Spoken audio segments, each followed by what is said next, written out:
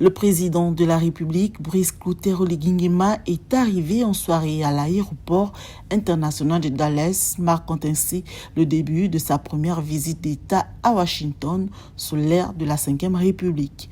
À sa descente d'avion, le chef de l'État a été accueilli par Abby Jones, première adjointe au chef du protocole américain, ainsi que par les membres de la délégation gabonaise.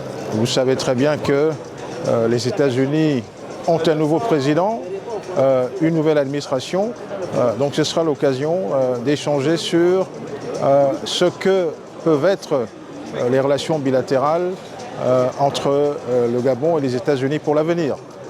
Ça, c'est d'une manière générale. Ensuite, l'enjeu, c'est aussi pour le Gabon de présenter sa vision, son point de vue sur les partenariats que les États-Unis veulent développer avec l'Afrique.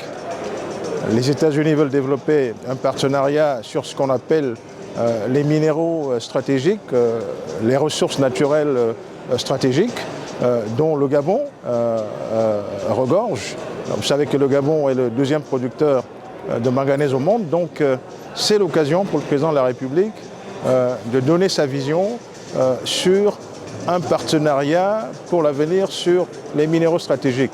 La question de la sécurité sur la façade atlantique de l'Afrique, enjeu majeur dans un contexte géopolitique en mutation, sera au cœur des discussions. Cette visite offre ainsi une plateforme d'expression à la diplomatie gabonaise déterminée à défendre ses intérêts et à renforcer sa place sur la scène internationale. Les États-Unis et le Gabon coopèrent depuis longtemps sur les questions de paix et de sécurité, notamment sur la sécurité dans le golfe de Guinée. Le golfe de Guinée où passe 20% du pétrole que les États-Unis importent d'Afrique, mais c'est aussi la voie de passage de beaucoup d'importations, n'est-ce pas, des pays de la façade atlantique. Invité par le président Donald Trump, le dirigeant gabonais prendra part à un sommet multilatéral réunissant plusieurs chefs d'État africains.